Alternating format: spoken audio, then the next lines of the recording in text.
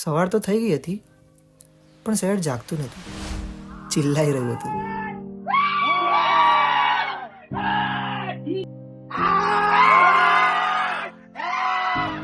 જો સવાર સવારમાં ઊંઘથી ઊંઘ ઉડી જાય ને તો સમજી લેવાનું ઉત્તરાયણ આવી ગઈ છે. ક્યાંક હસી, ક્યાંક ગુસ્સો, ક્યાંક પડોશી સાથે ઝઘડો.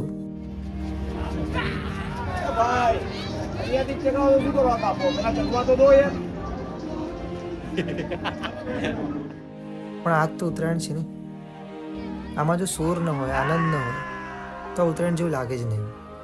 અને આ શોર વચ્ચે હું અને મારા દોસ્તો કોઈ એક પતંગ કાપીને ચિલ્લાવે અને બાકી બધા વધુ જોરથી લાગી જાય. એ વખત સમજ આવે કે ઉત્તરાયણની મજા ખાલી પતંગ ઉડાવવામાં નથી, અસલી મજા તો એ દોસ્તો સાથે છે જે તમારી જીતને પોતાની જીત બનાવી દે છે. ઉત્તરાયણ પતંગથી શરૂ તો થાય છે, પણ યાદોમાં દોસ્તો સાથે ખતમ થાય છે. આ બધામાં સમય ક્યારે નીકળી ગયો ખબર જ ના પડી. તડકો વધતો ગયો અને સાથે સાથે અમારી ભૂખ પણ. અને ઉત્તરાયણમાં બધા દોસ્તોની સાથે બેસીને ઊંધિયુંનું શાક ખાવામાં જે મજા છે એ તો અલગ જ છે.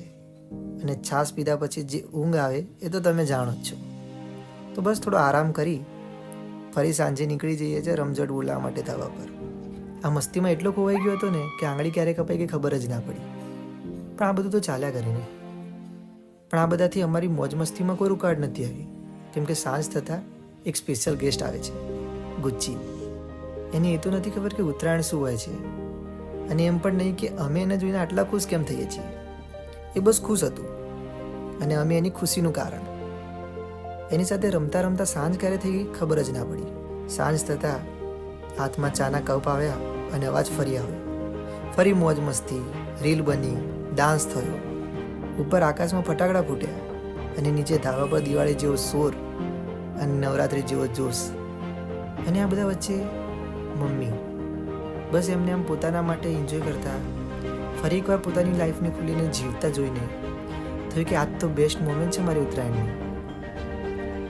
આ વિડીયો ઉત્તરાયણ ઉપર નથી, આ છે એ 2 દિવસનું રેકોર્ડિંગ જ્યારે લાઈફ થોડી ધીમી થઈ ગઈ હતી, જ્યારે અમે શૂટ તો ઓછું કર્યું છે પણ જીવ્યા વધારે છે.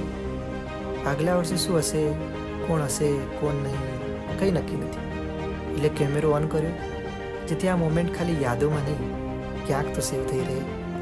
ઉત્તરાયણ મારા માટે ખાલી ફેસ્ટિવલ નથી, આ 2 દિવસની એ મોજ છે જે આખું વર્ષ યાદ રહે છે.